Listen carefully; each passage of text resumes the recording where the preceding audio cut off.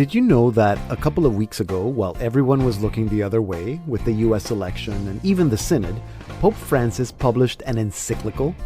It is titled Dilexit Nos, which translates to He Loved Us, and it is Francis's fourth encyclical after Lumen Fidei, Laudato Si, and Fratelli Tutti. The first line of the encyclical, from where it gets its name, comes from St. Paul's letter to the Romans, chapter 8, verse 37, where it says that we can overcome adversity through Him who loves us. The Pope said that he felt we needed to learn more about the human and divine love of the heart of Jesus. He wanted to write a document about the devotion to the Sacred Heart because he believes it is good for us to meditate on the various aspects of the Lord's love. He's not wrong.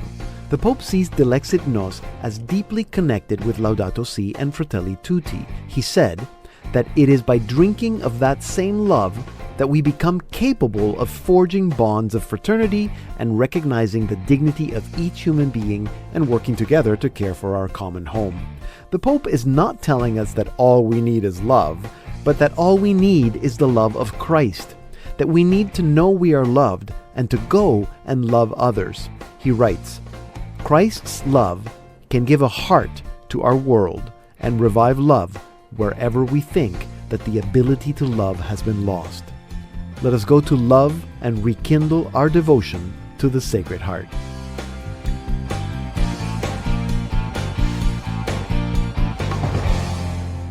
Hello and welcome to an all-new Salt and Light Hour. I'm Deacon Pedro, and sitting here with me is Jermaine Bagnall. Jermaine, welcome back to the program. Always a pleasure to be here with you. Yes. So I think I've told you, I don't think we've spoken about this on the air, but when was the last time you were visiting your app store? Visiting my app store? I was on there a few days ago, but I have to admit, I have a really old phone, so going it's almost pointless these days. Okay, well, you're going to, when we're done this conversation, you're going to open your app store of choice, and you're going to look for the new, not that new anymore, Salt and Light Plus app that is now ready and working for Android, for iOS.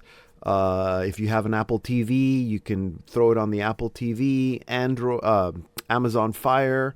So, okay. And now you can have access to all our Salt and Light documentaries, our live stream, well, you know the deal, Salt and Light Plus. That's how you best stuff. Consume our programming. Excellent. Well, you know what? Maybe the phone is a little old, but the iPad is up to date. So absolutely. I know where I'm going immediately after this conversation. Yeah. So again, I'm saying this every week because people now, they know, especially if they're listening outside of Canada or outside our broadcast area, you do not have access to Salt and Light television on your TV, on your cable package. You can just download the app. And for a small subscription, 39 Canadian a year, you can have full access to all our live stream and programs and everything. So that's a great way to support Catholic media. That is amazing. That is less than a week of coffee if you went out every day. Oh, absolutely. So it's absolutely. well worth it. Put aside your macchiatos or whatever gets you, and get pumped up on the Christ-filled content. Yes, get the spiritual macchiatos over here. So there you go. That's what Jermaine's going to be doing right after we're done talking. Jermaine, Gillian's going to join us today as well with her wonderful segment, What I Learned from My Kids. She never tells me ahead of time what she's going to talk about, so I cannot do a little teaser, but it's always a good lesson, something that she has learned from her children. We just had Halloween. We're getting ready for Advent, so I'm sure that there's lots of lessons in there for Gillian to share with us. So what I learned from my kids in about 5 minutes with Gillian Cantor. And then Jermaine, you're going to be back with 2 books.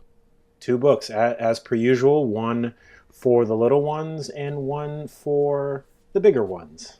Okay, good. As always, we always look forward to your book suggestions, and I love the fact that you're not just pumping up new books. Some of them are new, but some of them they've been around for a while, and that doesn't mean that we shouldn't read them or talk about them or promote them. So that's Book Ends with Jermaine in about 15 minutes, and then Jermaine, I'm sure you're very familiar with the concept of the Beatitudes.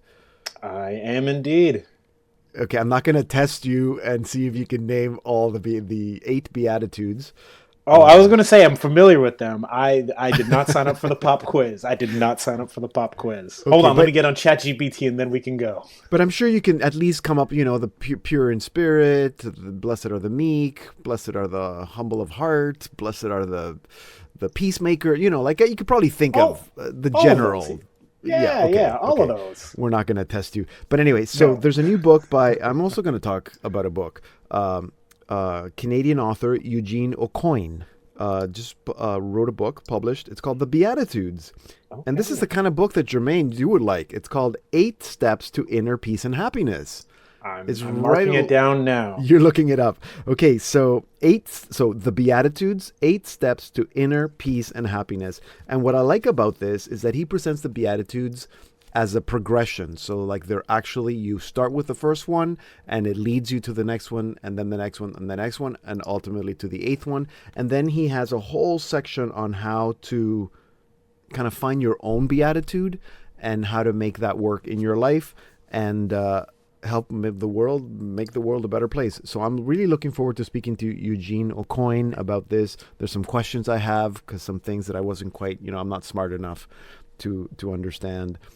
So we're going to be talking about the Beatitudes in about 25 minutes. And then at the end of the show, we're going to reconnect with a singer-songwriter. She's Canadian, but she lives in L.A. Okay. And goes by the name of Kay Clarity. She's been on the show a few times. You might remember she had a project called Kasha and Myrrh, where she was like doing like 3 different albums with different styles, like chant and then classical, and then I don't know if you remember. Yes, vaguely. Tell me about that one. Yeah, so that's her, Kay Clarity. But she also does a lot of pop music, like pop, like Cyndi Lauper. Think Cyndi Lauper 80s pop. It's a very in the year 2024. This is a very relevant comparison that we're using. Well, yeah, I hope that some people will know who Cyndi Lauper is. And I always think 80s pop. And so that's kind of and her idea is that, people are listening to pop music. It doesn't mean that the lyrics, they're not necessarily songs that you can use at mass, but they're not intended for that. They're to listen to, and they're good messaging.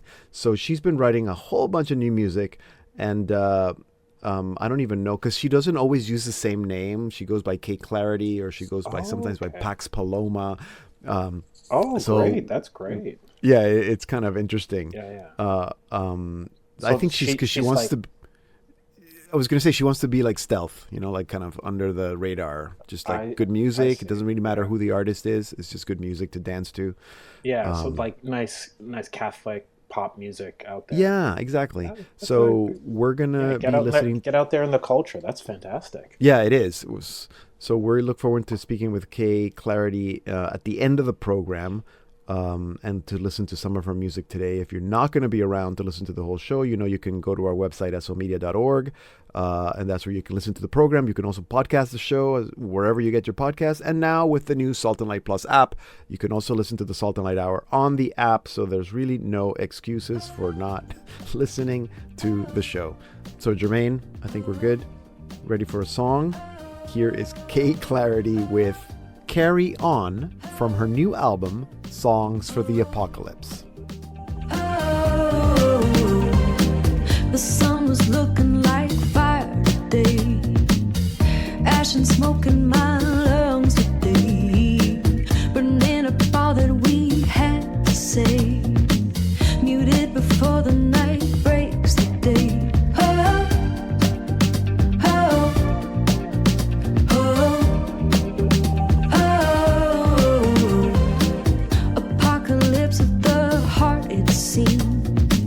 And now we're looking like casualties. We're sipping coffee and living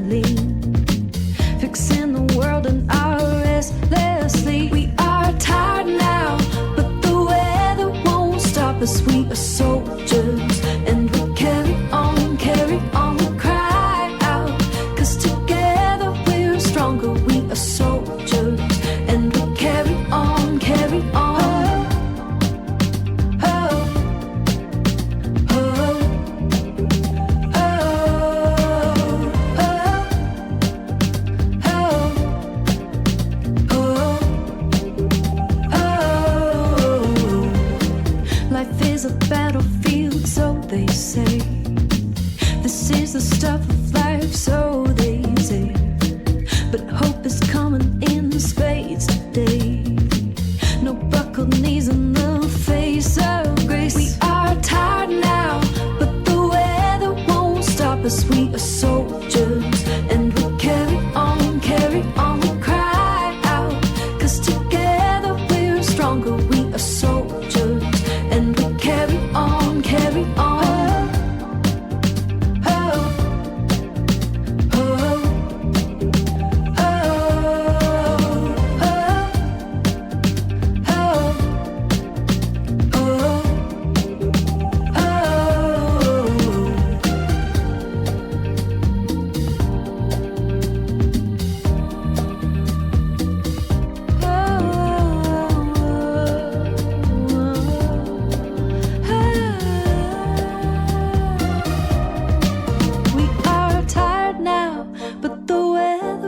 Stop us, we are soldiers, and we carry on, we cry out.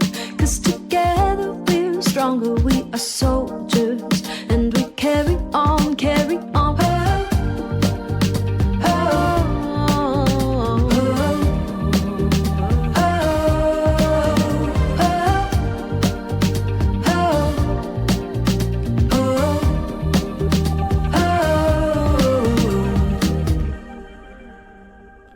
That was Kay Clarity with Carry On from her album Songs for the Apocalypse. And we're going to be speaking with Kay Clarity at the end of the program, so I hope that you can still be around for that. And now it's time for What I Learned from My Kids with Gillian Cantor. Gillian, welcome back to the program. It's good to see you. Hello, how are you doing? I'm good. I'm sure I was telling Jermaine earlier that we've had Thanksgiving, we've had Halloween, we're starting probably already getting ready for Advent. Mm-hmm. Kids are in the middle of school. There's probably lots of lessons. Yes, indeed, there always are. And this one comes to us courtesy of Leo, and it's a little bit about the power of the pause. Exciting. Okay, yes, okay, here we go. The power of the pause. The pause, not the Paw Patrol pause. No, different pause. The actual P-A-U-S-E pause. Okay, taking a pause. I paused dramatically there to make. Oh, that's what that was. I thought you didn't know what you were going to say. Okay, try it again.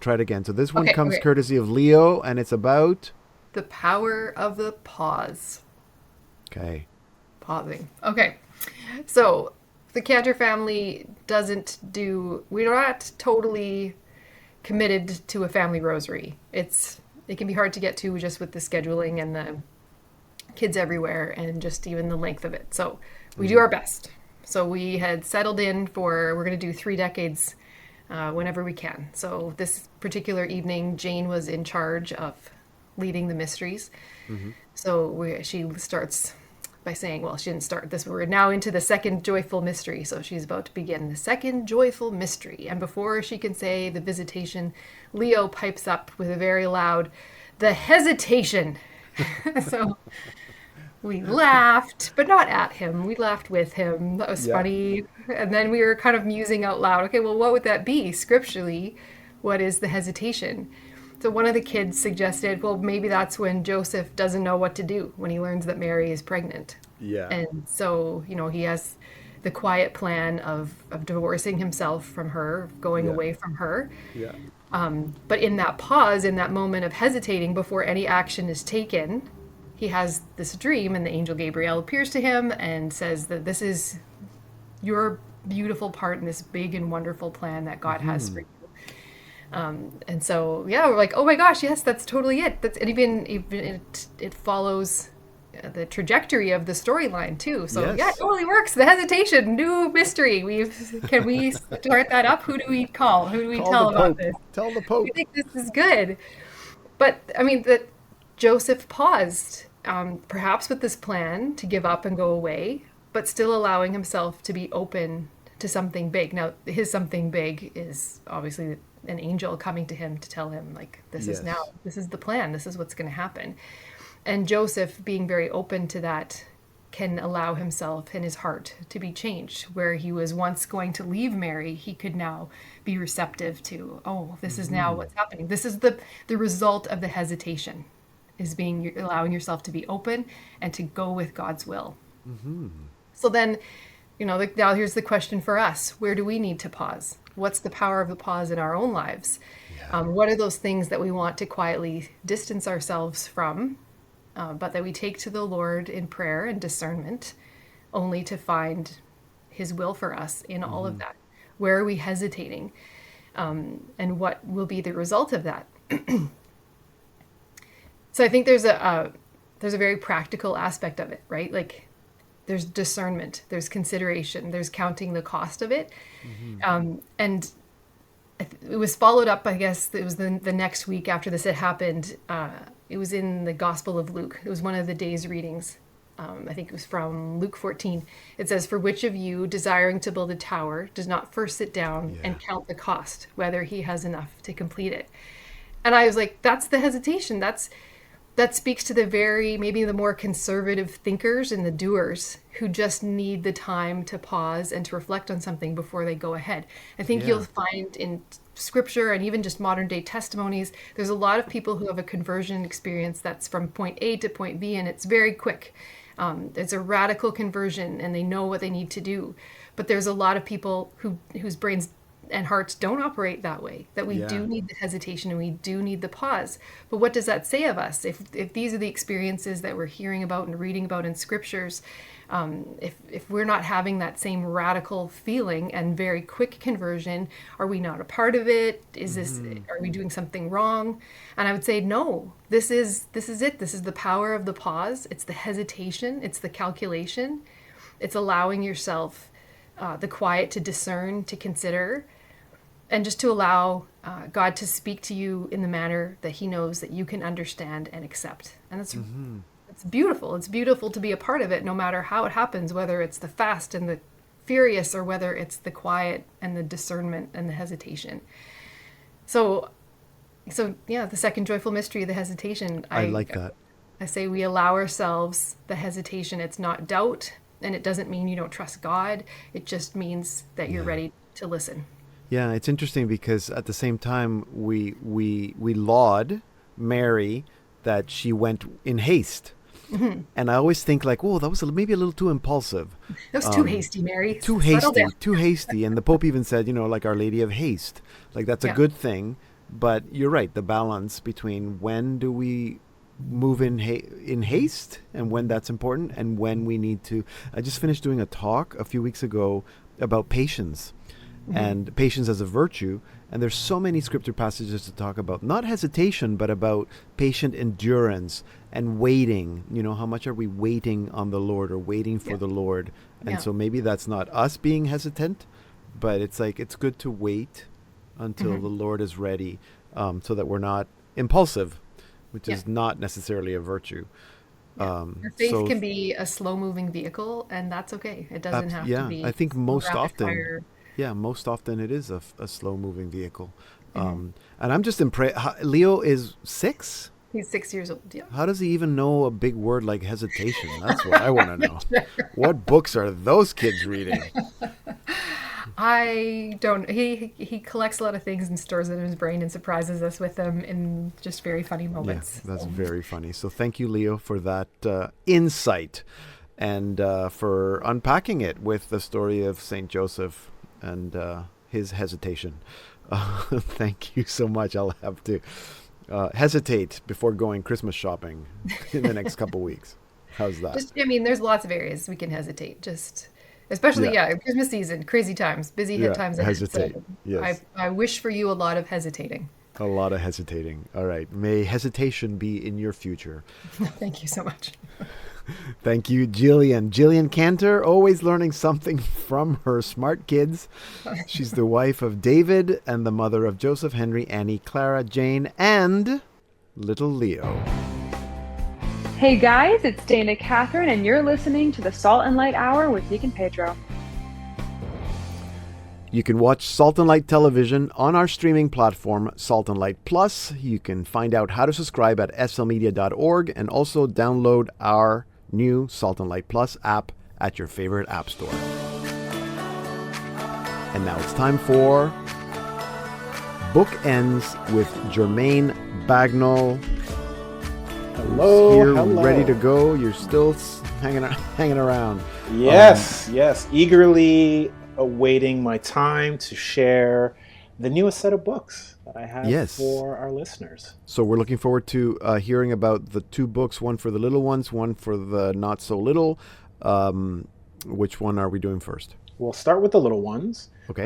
And I think the timing for this is really good, as the school year is going on and kids are starting to prepare for their experience and encounters with the sacraments. Mm-hmm. So this first book is called The Night Before My First Communion, and it's by Natasha Wing. She is a pretty prolific children's author, tons and tons of different books.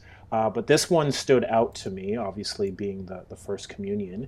It's a really great presentation for kids to become excited about their First Communion.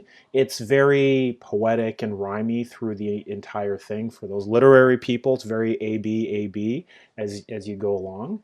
And it's the story of this little boy, little girl, siblings who are preparing for their First Communion. And the whole poem, it kind of touches on like the nerves they might be experiencing, the experience of their families coming together, and the joy of actually receiving the host. And it's just simple and it's cute. The art by Amy Wummer is amazing.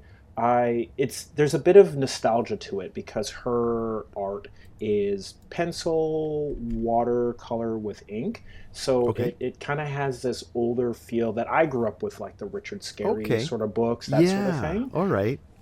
And it's just got this beautiful look. So for people with, families with their young children who are preparing for First Communion, I think this will be really great. And, kids who get their communion, they're here in Ontario, grade 2, around 7 years old.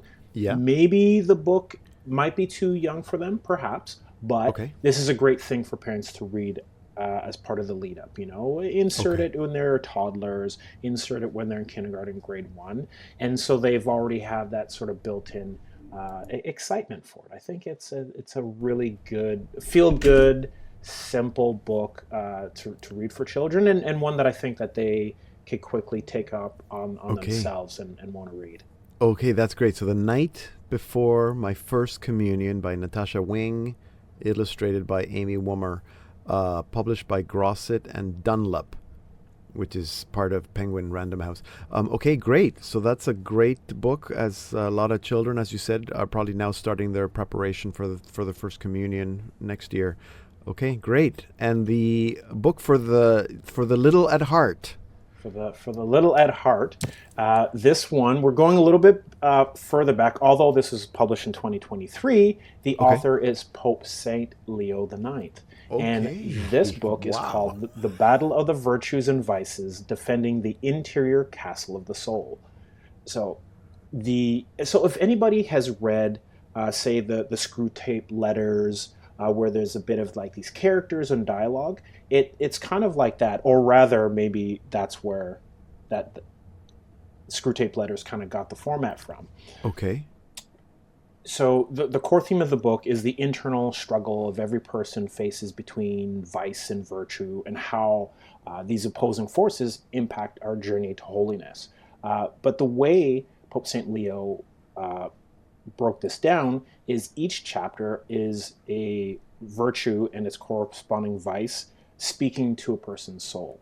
And they're personified in pairs, and they're making a pitch to the person's soul as to why that soul should embark on that given virtue or vice. If there's gluttony, is just saying, there's abundance of food, you should have it, it's beautiful flavor. So there's gluttony, and then you have temperance that is more fit and explaining the virtue of like your health and your vitality and that sort of thing. And it's really interesting in how they pair.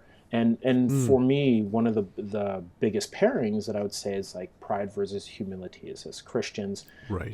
We know the importance of humility because what? Pride cometh before the fall. Yeah. And that one was really, really important. And it talks about, by cultivating humility, like how much that opens a person up to God's grace, fostering a heart, that listens, trusts, and grows. So it's a really interesting story and telling of how we can engage with the different virtues and vices. Now, because it's written that way, do you think that it would be appealing to a younger audience, or is it still kind of very high level ideas? I think that, well, it depends on the individual person, but I think even from middle school, they could start reading this and tackling this. I believe so. What an because interesting idea. If they've been going to like Catholic school and they've been going to church and these sort of things, they would have been exposed to the idea of virtues, the idea of vice. And I think the way it's told, it will, particularly younger readers would grasp that. The whole time I was reading it, maybe this speaks to my generation, but I was picturing like those old Bugs Bunny cartoons with like a devil and an angel on each shoulder. Yeah, I was thinking the same thing. And that's why it really spoke to me. So that, what an interesting idea. Yeah, I think that there's definitely something there in terms for the different ages that can get a hold of it. But, yeah, okay, interesting. Maybe there's a possibility for an adaptation of the same concept, but for younger. There are any aspiring authors listening, go look Saint Leo the Ninth. So this is a book that he wrote, and you listen to an audiobook? I listen to the audiobook because I have a very long commute these days, but you can also read it. It's not a long read by any stretch. Okay. And the great thing about each chapter is the pairing of a vice and a virtue. So if a person is open to it, they could read a chapter and reflect on it. It'll within the book, it touches on scripture, so there's a chance to really ponder and reflect, and you don't have to go straight through. Maybe there's a particular vice that you're grappling with right now. Yes. Dive into that chapter. Yeah, no, I love that. Okay, so The Battle of the Virtues and Vices, Defending the Interior Castle of the Soul by Pope St. Leo the Ninth, published by 10 Books, 2023. He didn't write it in 2023, but it was published by 10 Books in 2023. So that's great. And then wrote it about a millennial prior. Yeah, exactly. Thank you very much. I might look that one up. That sounds very interesting. Jermaine Bagnall, thank you for sharing these ideas with us today. You're welcome. I hope everybody gets as much out of them as I did. I'm sure they will. Jermaine Bagnall, our book contributor. He's also the producer of the Salt and Light production, Working in Faith. You can watch that through the Salt and Light Plus app and also at our website, slmedia.org. And you can follow him at Jermaine Bagnall. Coming up in our second half hour, the Beatitudes as 8 steps to inner peace and happiness, and we reconnect with singer-songwriter Kate Clarity. So stay tuned.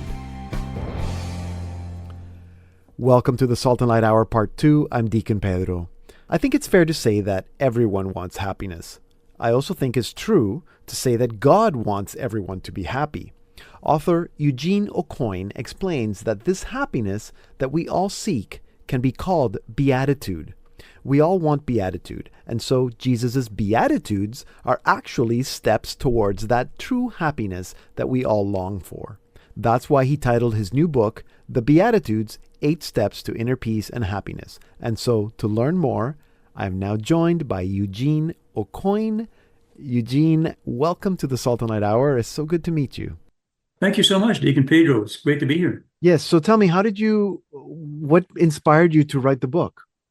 Well, I spent most of my career in human resources management, dealing with what we call people issues and mediating many conflicts and so on. Yeah, of course. And, I've seen a lot of people suffering, craving inner peace.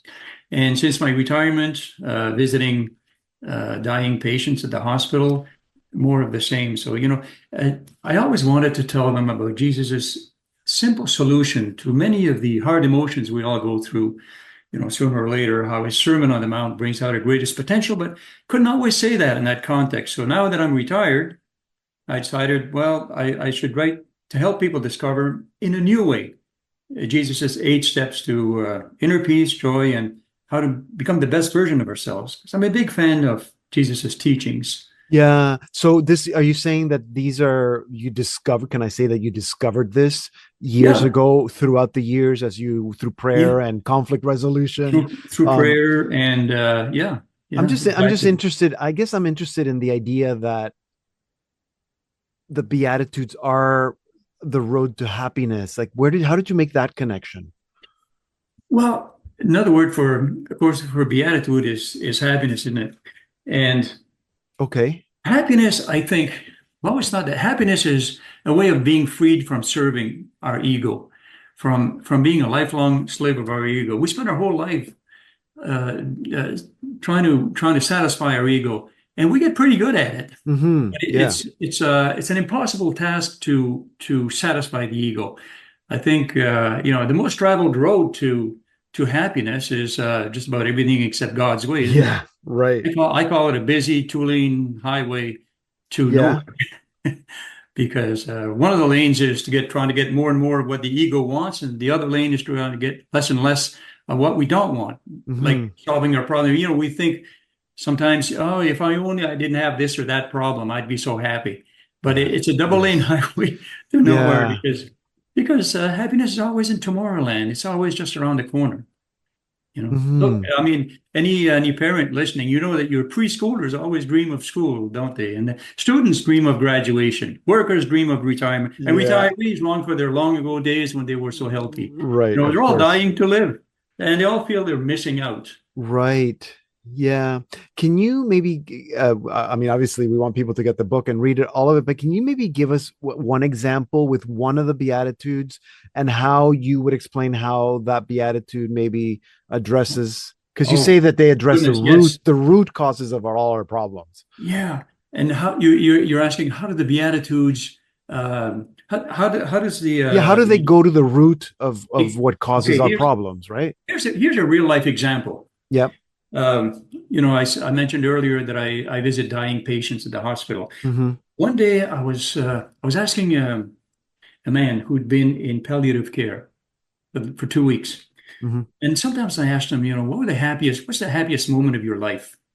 To my surprise, he said, last 2 weeks. I said, really? Wow. For 2 weeks. I said, how so? Well, he said, in our family, we don't talk too much about important things like love and care. It's not part of our vocabulary. There have been some infighting and so on. And he said, people are telling me things in the last 2 weeks that I've never heard of. There were a lot of mournfulness about the past. A lot of people, a lot of forgiveness, a lot of peacemaking, a lot of the Beatitudes that Jesus talked about. And this guy had tears in his eyes. He was clearly living the Beatitudes. Right. It was the happiest moment of his life. Imagine that. And I could tell you more examples. One lady, she couldn't say the Lord's Prayer with me on her dying bed for not having prayed for so long. Right. And she was in tears asking God to forgive her. And I said, I think you've just given me the best example of what Jesus meant by happy are those who cry, those who mourn. Right. And she had tears of joy in her eyes.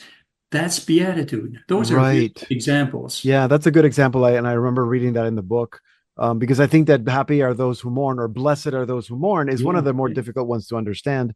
Yeah. I love the fact that you use, and of course I know because it's in scripture, one version of the Beatitudes, it says happy are those, and the other one says blessed are those.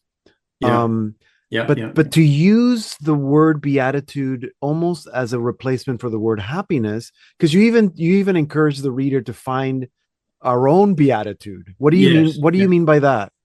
Okay, because the way we define happiness usually is not the same as the way God would define happiness. Of course, I think if we listen to Jesus, happiness is to be freed from serving our ego. That's beatitude, and I think that's why I think the biggest obstacle to happiness is the search for happiness, because the moment we're searching for it is back to being about us. And Jesus is telling us that happiness is about trying to give it to others. Right. Look, here's a quick example.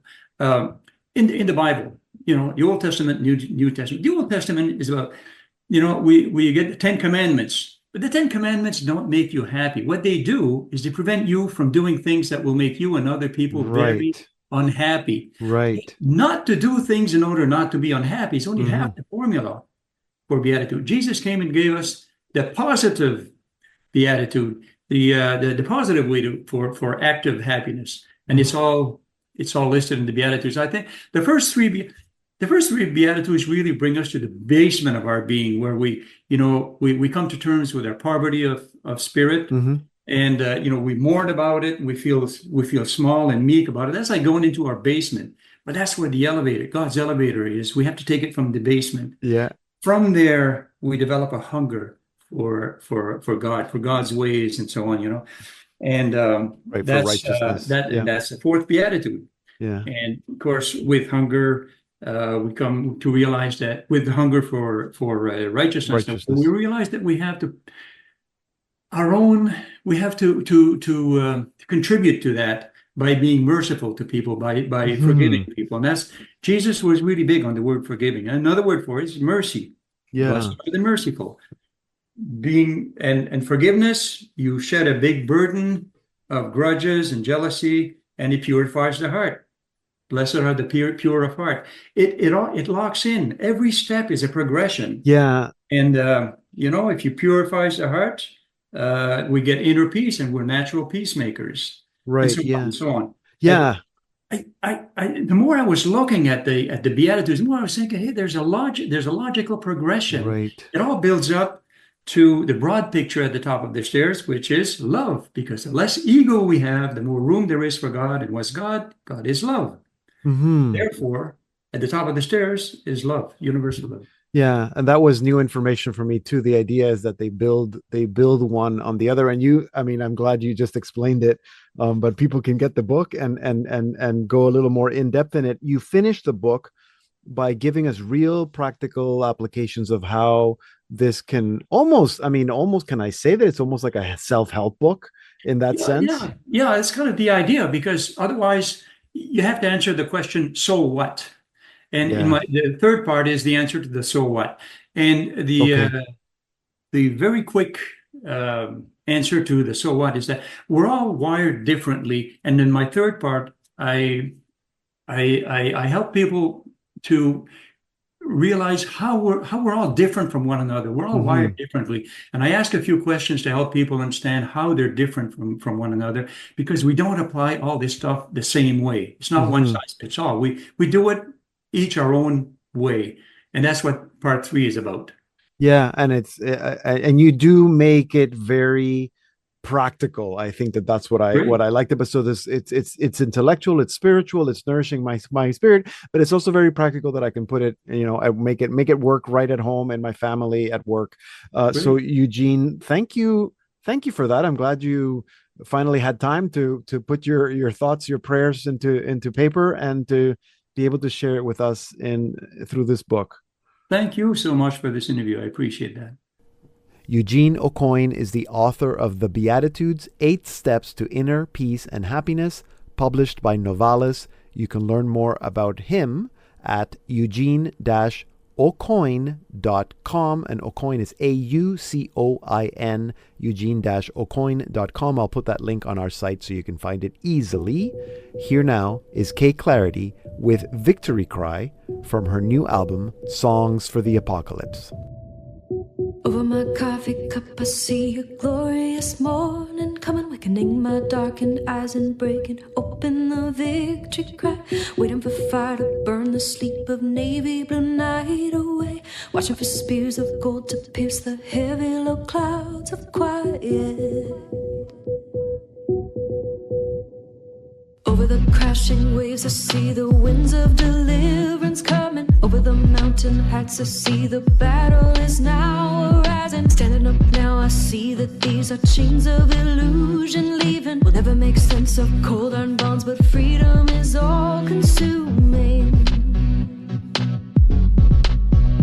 And yeah, the fears will stop the lying.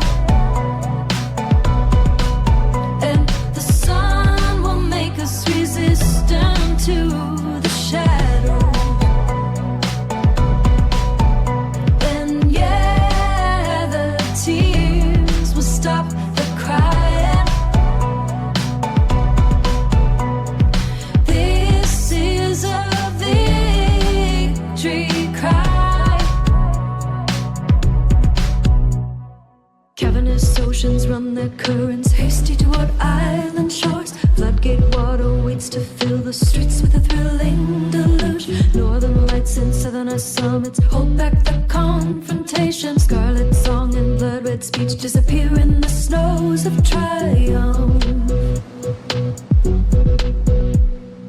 Under the rocks and stones there is a pulse of a new beginning. There's a rumble in the distance calling out from the deep to deep. From hills low and valleys wide we'll rise to the light beating down. Eagles in flight and falcons fierce will halt at the sound of ready. We're ready, we're ready, we're ready, we're ready. And yeah, the fears will stop the lying. And the sun will make us resistant to the shadow. And yeah, the tears will stop the crying. This is a victory cry.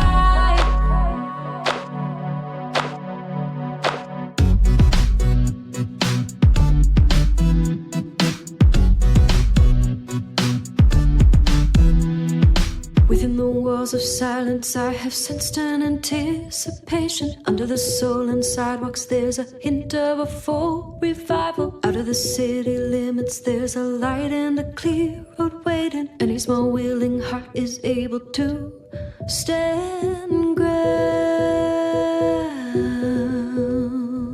1, 2, 1, 2. And yeah, the fears will stop the lying. We're ready, and the sun will make us resistant to the shadow. Oh, and yeah, the tears will stop the crying. We're ready. This is a victory cry. Oh, this is a victory cry. We're ready. This is a victory cry.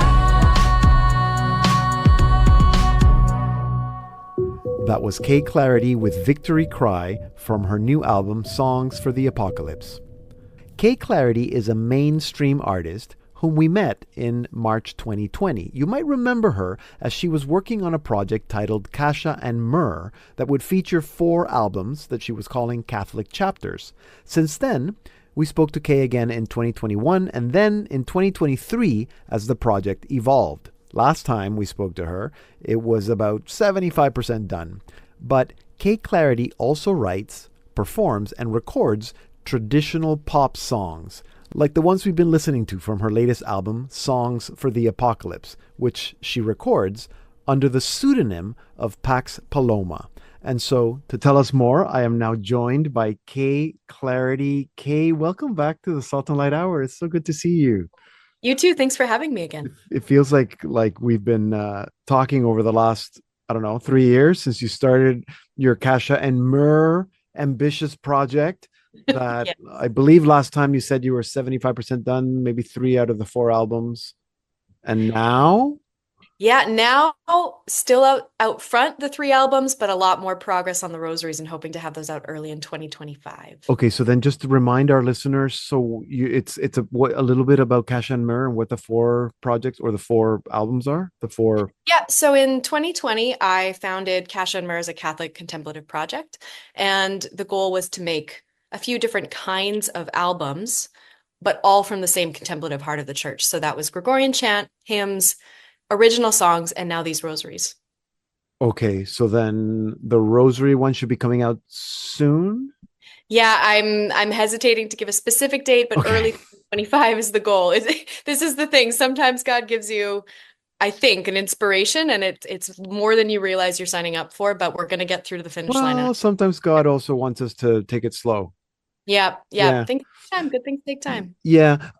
So is it a rosary? You said rosaries. Is it to help people pray the rosary? How does it work? Yeah, my idea was to have something with really beautiful sacred music underneath Okay. that I was composing at the time, and just speak the rosaries over top, English Okay. and Latin, because Oh. there's interest in both. Hmm. And yeah, I just some of them I found a lot of the audio rosaries were really sentimental in a way that I Hmm. resonate with me. So I wanted to do something that had a little more of that depth and sacred music quality. Okay, good. Well, we won't talk about it more now because when it's out, you'll come back and we can talk about Okay. it and promote it. Because I wanted to talk about, so we've been playing some of your songs, which is not the rosary or contemplative or traditional hymns or chant. So can you explain why it seems like you're like two different people? Yeah, I do get a lot of questions because people say, why are you doing so many different things? But for me, even within Kasha and Myrrh, the goal was a bit of a pedagogy, that there's all of these Okay. different things you can do authentically and well that can resonate with people. Hmm. So I also have a folk project. I mean, not even that I would call, that's me, K Clarity, doing my folk stuff. That's what I've always done. That's the deepest part of me as an artist, I would say. Okay. But then I just wanted to also explore the pop genre because I think current pop culture is really unhealthy. I think Yeah. we can all agree with that if we're being honest with ourselves, and it's just kind of getting increasingly worse all the time. A lot of expletives, a lot of suggestive content, the visuals are pretty awful, you know, Hmm. and I just felt really convicted that this was a very powerful medium that I didn't want to write off. I think often maybe it's a struggle in people's perception of what it is to be a Catholic artist, that only Hmm. means a very narrow thing. Hmm. Whereas the truth is that who we are is who we are at our core, and everything that pours from that place is going to be Catholic because Right. it's a Catholic doing it. So Yeah, of I, course. yeah. Hmm. No, because you've always been very unapologetic about being Catholic. Um, and I would think that when we hear some of these songs, they don't necessarily sound Catholic, but that's not the point, right? I mean, the message could be a very pro-family or wholesome message, and that's what you're saying it's lacking in current pop music. Yeah, I remember in high school, for example, there were a few songs that just really cut through the noise for me Mm, and resonated very strongly. And only years later did I realize they were songs by Christians. And you realize it's because Christians bring something different, often mm, a tone of hope. You right. notice that it's not as dark and debased. That's kind of a theme. And Hmm. but I would say even at the spiritual plane, you're bringing God to it, Right. even if it's not out front. So, Yeah, and then I think on top of that, we have a very rich symbolic and literary tradition that we get to bring of to what course. we make. Yeah, you're right. It's not just good wholesome messaging or good music, it's smart, it's Yeah. intellectual. So Pax Paloma, again, Mhm. so that people are not confused because your name is K. Yeah. um that's the persona, can I call it that, the artist that does the pop music? Yeah, I've finally come to just expressing it as it's me with some sequins, you know. We throw Okay, some yeah, with a wig. glitter on the thing, and yeah, it's it was another instinct. I operate a lot as an instinct, on an Hmm. instinct. Most artists resonate with this. A lot of other people give you a funny look when you say Yeah, this, but yeah, yeah. you have an intuition for what you should do and you're not sure why, and that can be God, that can be just kind of an intuitive, intelligent process somewhere in the deeps of you. You know, it's a mystery. The muse is always a mystery. Yeah. But my instinct was to have different projects. And interestingly, though, just the way algorithms work, it's actually been truly kind of a divine inspiration, because the same people who maybe want to listen to poetic folk might have zero interest in pop Oh, music. of course. And, you know, if you try to cross those wires online now, it With confuses. the same name, yeah, the same artist name. Exactly. So I think it was just for me, it was something very different, and I wanted to be able to make it very Yeah, different. that makes sense. I wanted to be able to keep doing my regular work in these other categories. So And that was, is your hope for the pop music, for the Pax Paloma music, to be like mainstream, like on the radio or wherever people listen to music nowadays? Yeah, I mean, it's hard to even have concrete goals because the music landscape is changing so rapidly. There's some really cool Christian fathers who have like 5-10 million listeners on Spotify, but they're not famous in kind of a household name. Yeah. So there are so many ways to succeed. My experience generally is that if you don't want to compromise, it's very difficult to make it in any kind of traditional entertainment pathway. And for me, I just have a very low threshold for that. Yeah. But I think it would be a dream to reach a lot of people with alternatives. Yeah. To go to a club, a techno club, and have your music playing there while people are jumping and they don't even know what they're listening, but you're getting through. Okay, I'm intrigued by the title of the album. I always ask people about the title, but this one's so Songs for the Apocalypse doesn't sound like the happiest. I mean, it could be, I suppose, but why that title? Where are you going with that? Well, again, intuitions is where I started. But the funny thing is one of the songs that they're going to hear today in the show is Victory Cry. And I actually started writing that while I was having like a quasi crisis of faith reading St. Augustine's City of God, 1,000 pages of St. Augustine ranting at me. And the reason I started thinking about these apocalyptic themes was because I was reading all of the church fathers and them talking about these really rich topics. So that was the root. That was where it started. I wrote a couple of the songs many years ago, and then it developed into what it is now. And I realized I think it's picking up, like a lot of artists do. You have kind of an antennae for the zeitgeist and what people are feeling and experiencing. And a lot of people have felt this real heaviness the last few years, just this profound sense of dystopia and impending doom. And so it's, as a Catholic, what I feel like we get to bring to the table is we get to look at those things soberly, but offer a path out. So it's a juxtaposition kind of, we're not afraid of what's dark because we know where the light is, right? We can talk about these things. And so it's meant to be a bit ironic. It's meant to be a bit serious, but it's also meant to like find people where they are and bring them out. Yeah, absolutely. Yeah, we heard Victory Cry just before you came on. So if people want to go back, they can go back and listen to it again now that they've heard your explanation. Yeah, I think that even Apocalypse might sound intriguing and interesting for people and might even be attractive to some of them. Are you going to continue writing? I guess you're always writing, so there's more pop music coming down the pipes. I know you're finishing Kasha and Myrrh, so do you have to like make a real clean cut? It's like, okay, I can't do pop music for the next month because I'm doing the Rosary, or like how does that work for you? Yeah, it's multifaceted all the time. The truth is that I actually have a big backlog of work. I was that's good. Busy to not be able to release it for a few years, but I was very busy also in the studio. So we've got another at least 10 songs on the queue, and then great. With Robbie Rivera on some remixes, and I've got a lot of plans. So it should be good fun next year. Okay, so for sure we'll wait until the Rosaries come out. Kasha and Myrrh Volume 4, and then we can talk again, and then hopefully there's going to be more stuff later. So Kay, it's so good to see you. I'm so happy to hear it's just good, upbeat, fun music, and it's good to see you again. You too. Thanks so much for having me. You can learn more about Kay Clarity and all her projects at kclarity.art. If you missed any part of this interview, you can head on over to our website, slmedia.org/podcast, and all our programs are archived there. Here now is Kay Clarity with When We Were Kids from her new album, Songs for the Apocalypse. Why does the truth always have to hurt? 'Cause living lies is so much easier. Covered up in all our digital work, blaming others for a lack of character. Searching for a solid answer, head above all the banter you wanted through the surface tension. But now you're back asking a million questions. Can we go back to when we were kids, when everything was so simple? Can we go back to when we were kids, when everything was so simple?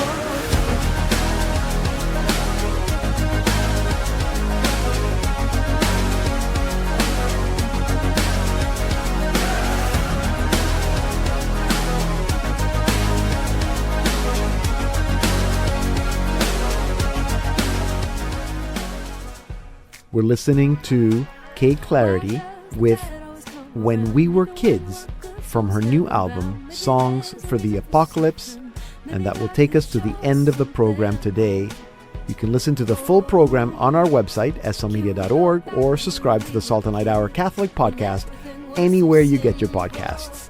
You can also now listen to the Salt and Light Hour on the new Salt and Light Plus app. That's where you can also watch Salt and Light TV and all our videos and documentaries. It's an easy download from your favorite app store. This week, let's continue to pray for peace. Peace in Ukraine, peace in the Holy Land. We should also pray that we can spend more time meditating on the love of Jesus. We should pray for the grace to not be too hasty sometimes, to let the Spirit take time when working within us. Let's pray for children preparing for First Communion, and for all of us to let our virtues win those battles with the vices. And finally, let's pray that we will be able to follow Jesus' recipe to find our beatitude, our inner happiness. And don't forget to pray for each other and take care of each other. I'm Deacon Pedro, and this has been the Salt and Light Hour. Swallowed up by all the still content. Can we go back to when we were kids, when everything was so simple?